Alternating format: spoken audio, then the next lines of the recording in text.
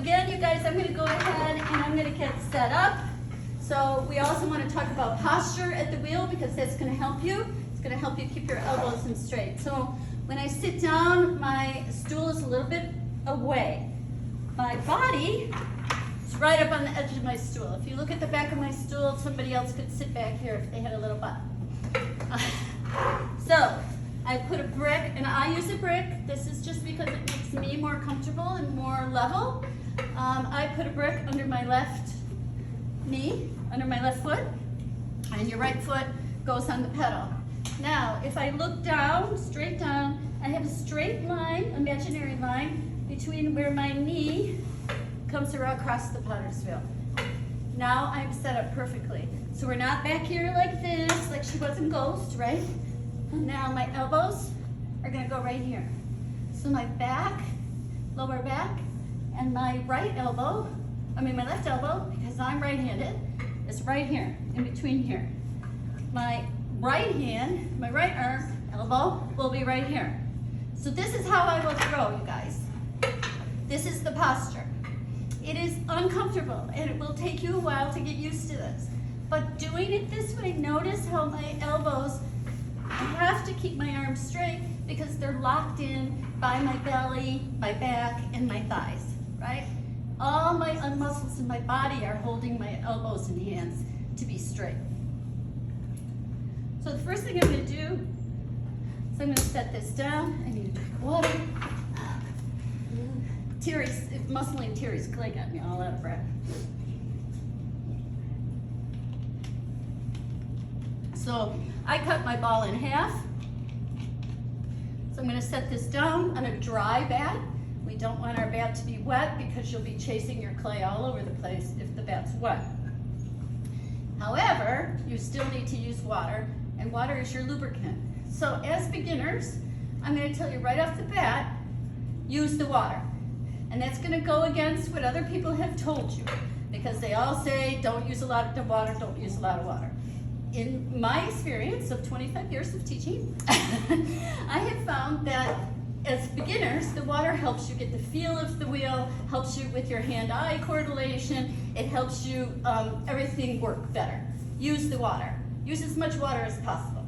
Just know the more water you use, the weaker the clay is. So you have less time to work with it, but you're learning.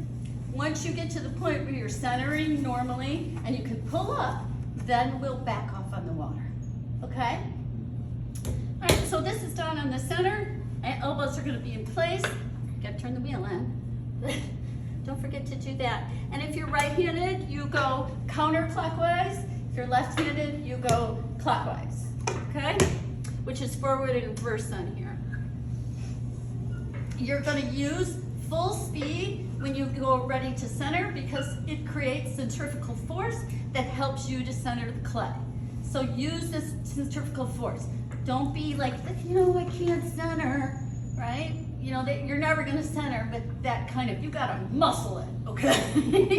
And you need to move. So the first thing I'm gonna do is I'm gonna press my fist down on the side and I'm gonna come in with this way, okay? You don't have to keep a fist, but notice how my elbows and nothing is moving, just the clay through my hands, right? Now if I put my hands up like this, you can see which part of my hands are doing the work.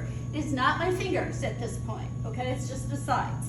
So I'm down on top and then in, and I use the full speed to help me to press that clay in place.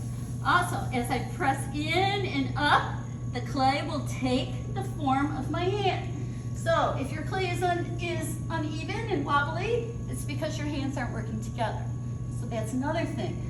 We do not do this, okay? I know that's what they show on every TV program, on every commercial, on everything, but that's not how it works. You do not do this. One hand does not work independently of the other. They're a team, they work together, and they have to touch together. So I think I did this last week, I'm gonna just do it again as an example. If I take my two hands, and I want those thumbs to be level, and I go up, look how one is always before the other no matter how much I concentrate, right? But if I press them together, and they move, I don't even have to look, and they're both going at the same time. So that's my point about your hands are a team. They need to be working together. So when I'm centering, my hands, see how both hands are always touching one another. One's putting in and one down. So I'm already centered, right? And it's not my fingers. And I've been working on the top and the side. Now, I'm going to do what we call opening or creating the donut. So right in the center, I'm gonna go straight down. One hand is gonna support that. You're not gonna just go down like this because I know some of you are really, really strong, but that finger is not that strong to get a nice straight down, right? So you need to just go down a little. One hand helps the other. You can do it that way, whatever, but you're just going down. You're not going all the way to the bottom, because if you go all the way to the bottom, you made a flower pot, okay? We want a bottom on it. And I want to see you guys go down just about, I'm gonna take my tools out, just about, so you have at least a quarter inch on the bottom, but ideally a half inch, because you're gonna learn how to trim next week. So now I'm gonna take my pin tool after I made my hole, and I'm going to measure to see how much I have, and I have about a half inch. So I'm not gonna go down anymore. Now I'm gonna open. So there's two ways we can open. Can you see? This isn't in your way? Okay. So how I'm gonna open is I can either take one hand and the other, both hands working together. Notice where my elbows are. My arms are right next to my body, and they both work together slowly, using the water as my lubricant, and bring it towards me. If that is uncomfortable to you, how I usually open, which is not the way I just showed you, because as a potter for this many years, my wrists have taken a toll. So because of that, I found other ways to do things that are less strain on my wrist. So one way that I do that is that I take my sponge in my left hand, both hands are touching one another, and I press my fingers towards my hand on the right hand side and open up. As I'm doing this, I'm keeping my bottom nice and level. And I open it up, and see how we have this little bump right here? I know you guys experienced that last week. What you do, anything you do with your wall or your bottom, you have to compress. So the next thing I'm gonna do is I'm gonna pinch this between my pointer finger and here. I'm working over here now at 4 o'clock, so I went from one side to the other. When I was centering, I was over here. Now that I'm pulling and I'm creating my object, I'm working at 4 o'clock. You'll work at 7, right? Yeah, I'm looking at the clock. Yeah, you'll work at maybe 8. You'll work at 8. Okay, so you're gonna press this down, and you're gonna also press here. So what I'm doing here is compressing. I'm keeping this so it stays the same thickness, okay? We don't want the top of it to be thinner than the bottom. And then what I'm gonna do is I'm gonna spin my wheel pretty fast, and I'm kind of gonna go back and forth and make sure I have a nice flat bottom, because we're making cylinders. I'm gonna push this side up, and now I have a nice flat bottom. That's all I'm doing is spinning my wheel and have a nice flat bottom. Because I'm making a cylinder, and a cylinder has a flat bottom and straight up sides, okay? So once I make that flat bottom, I don't revisit it, okay? I'm done. Next thing I'm gonna do is remember last week we talked about the little shadow puppet? And maybe if you don't get the shadow puppet eaten, here's his ears, or his, what would you call these, his antlers? Or whatever. So he's gonna come down and come over here at 4 o'clock. My elbow's gonna be over here, my left hand's gonna be over here at 4 o'clock, and I'm gonna take these 2 fingers on this side. It doesn't have to be these 2 fingers. If these 2 fingers work better for you, you can use these 2, right? But just 2 fingers are gonna support my thumb over here, so you can't see because I'm over here at 4 o'clock. But if you wanna see, you can get up and, it's okay for you to get up and walk around. So I'm gonna press this together, and what I'm doing, my wheel is no longer going at full speed, it's going at a nice, even speed, and I'm pressing that clay between my fingers on the inside and my fingers on the bottom, and I come straight up. And see how my hands are always connected to one another, so they move at the same speed. Now as I come up, what do I have to do next, you guys? Compress. Yes, Terry, you get her sticker today. Okay, so now I'm gonna press these 2 together, and I'm gonna press down, and I'm compressing, Okay, so remember last week some of you would have a really thin, a really thick lip like this. It's because you weren't compressing. Every time you do something, you have to compress that, okay? So now I've started to create my cylinder. Just an FYI, how much you open it on the inside is what determines the size or diameter of your vessel that you're making, not this, okay? Because this I'm gonna grab and pull up, okay? So you think about that when you're opening it up, like how big you want it to be. So next thing I'm gonna do, here's my little shadow puppet again. I'm gonna stick my elbow right between my thighs. This one over here, this one, these fingers are gonna support this right here. I'm gonna start right at the bottom down here at 4 o'clock. I'm gonna pinch that clay between all my fingers on the outside and inside, even pressure. And notice how my wheel is not going too fast. And as I get to my lip, or the top, but it is technically called a lip, I continue to come up and I slow the wheel down just a bit, okay? Next thing I'll do is I will compress again, okay?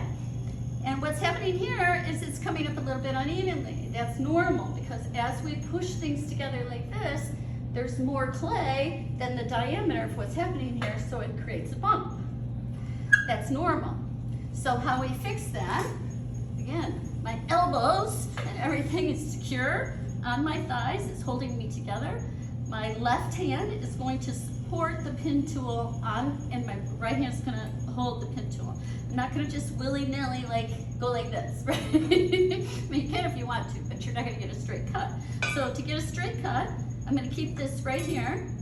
I'm gonna take my pin tool, and as the wheel turns, I'm gonna push that in. As soon as it touches my finger, I'm gonna lift up. Now what I'm gonna do is I'm going to compress that again. And now I don't have that bump, okay? Now I'll go ahead and I'll pull again. This time, I'm getting farther away, but my hands are still gonna touch one another. So I'm gonna really push in this time, and I'm using the wet sponge to help me because, again, water is my lubricant. I'm actually grabbing that clay with my fingers on the inside and on the outside. See how I really grabbed it this time? And I'm coming up straight, whereas before I was coming up like a volcano. You want to continue to come up like a volcano until you have all your heights. You're not creating a shape, you're just creating height. And coming up as a volcano is because centrifugal force automatically wants the clay to come out like this, right? It wants it to come out like a trumpet. So you have to fight against that. So how you fight against that is as you're creating height, you come up like a volcano, okay? So it doesn't matter what shape this is ultimately gonna be, I would come up like a volcano. And the more that I pull, see how my hands are still touching one another. My hand on the inside, my fingers are right on the other side of these fingers right here. I'm grabbing that clay, my fingers on the inside, and I'm coming up straighter now.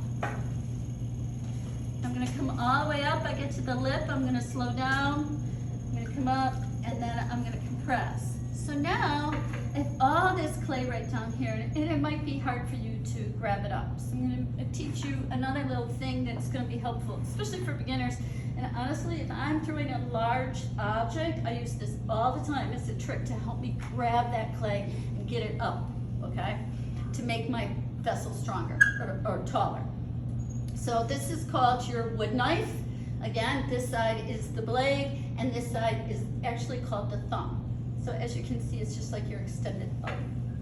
So I'm gonna hold this here, and I'm gonna go along the side, and as you guys can see down here, I'm using the blade side up against my vessel, okay? I'm gonna put my hand on the inside. I'm gonna rest that my wooden knife with the blade up against the vessel, right on my thumb, so both hands are still working together. And as my wheel spins, this hand is going to take that clay off all the way till I hit the back. And I'm gonna go ahead and I'm gonna remove the clay just like this. See how easy? So I don't have to worry about trying to hurt myself or anything else to struggle to get the rest of that up.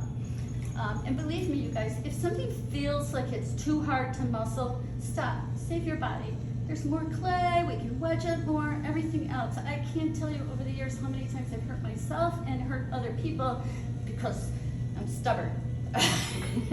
So, you know, let's learn from my mistakes and save your body, especially if you want to do this long into your life. So now I'm going to, I wanted to show you my little trick. So now what I'm going to do right here, so I have something to grab onto. I'm going to create a little undercut right here. See how I cut that right there? Create an undercut, and an undercut means that I kind of went at a 30, 45 or 30 degree angle, just at an angle here. So when I look straight down on this, I can't see that cut. I can't see what's under here. But now I have a place to put my fingers and grab that clay. See? That little undercut helped me grab the clay and come up. Allison, are you watching this? Because this is something I think that can help you. Because you've been trying to get taller. She's becoming a wonderful, wonderful potter. And all you guys will too. So I'm going to go again. You can see where my hand is because I'm throwing it thin enough and fast enough. And I'm not using a lot of water. I'm going to put a little bit more water in there. I'm starting to lose control because I'm really, really pushing it. So I just want to show you guys that even all of us can make mistakes. The potter's wheel is not, it's a skill that's learned over time and with practice. You won't get it tonight. You won't make a vessel like this tonight. But if it's something you really enjoy, eventually you'll get there. It's just time and practice. It's skill that is created over time and practice. And when you're working tonight, and I remember last week some of you were getting frustrated, I want you to think that you're doing 3 things together at once. Notice how my elbow is out in the air? Did anybody notice that? I'm going to show you now. I noticed it, and this started to go wonky. Did you see it kind of going wonky? So I put my elbow back down, my hands are nice and steady, and now I'm pushing it back on. Did you see? I don't even have to watch what I'm doing. I can just feel it and know that's what's happening. So I'm kind of just creating a little goblet here, which I don't think I've created for you guys before.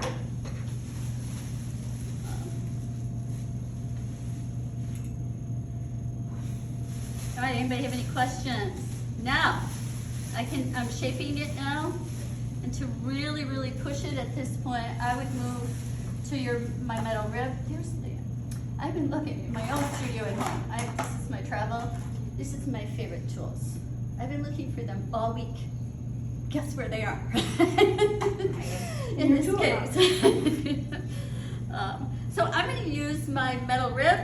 My elbow's going to be next to my body. So on this side, my hands can't really touch one another to do this. But notice how my elbows are right next to my body. And on the inside, my finger on the inside is right where the tip of this metal rib is hitting this.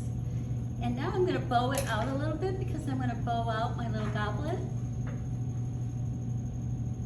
And then I want it to come in, so when you drink from this goblet, it rests really nicely on my lip. Doesn't it sound romantic? Next thing you're going to do is, if you have a little piece of chamois, and I know we have some extra chamois around here so everybody can have some chamois. If you don't, we can use some wet paper towel, but a little piece of chamois that is wet while you're working, you just hang it on the side of your bucket. I'm going to take the chamois and I'm going to fold it over and I'm going to compress with the chamois so I get a nice lip. I don't have my glasses on, so this level is really bad for me to see. So I'm just being honest with you guys, but this feels to me like there's a bump in the lip. Is there a bump in the lip? Little bump, yeah. Yeah, there is a little bump. Okay, so what I'm going to do, remember before I cut from the outside here, is because it was easier to see cutting from the outside here. Now that my lip kind of goes out like this, it's going to, especially because I don't have my glasses on, it's going to be easier for me to see from cutting from the inside. So I'm going to cut from the inside and see how I'm holding my tool. See where my elbows are. See how both hands are going to support one another and kind of work together. And as this goes around, and as soon as it hits my finger, I'm going to lift it up. And we'll take our chamois. And I'm just going to reshape that around my thumb.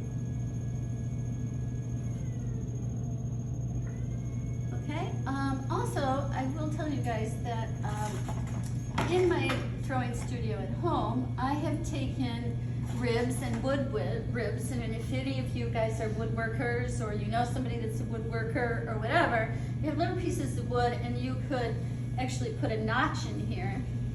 Like you could cut it and have a little notch on your edge right here, and then you could take this and go right here, and I could make a little foot on the end of that'd my. be nice.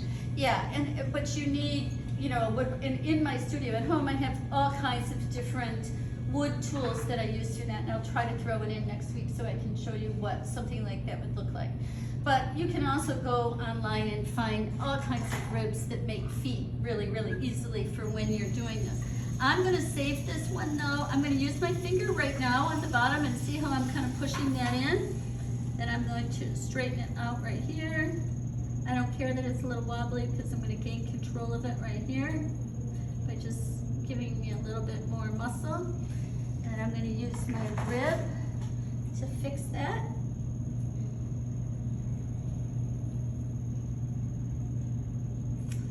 And I'm just going to leave it like this, and next week I'll show you how to trim a foot on it, okay?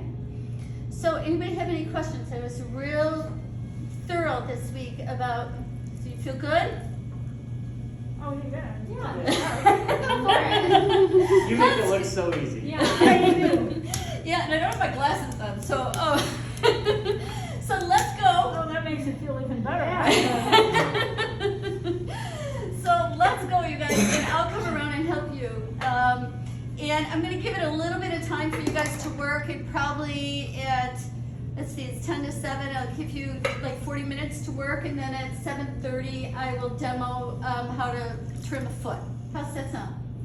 Good?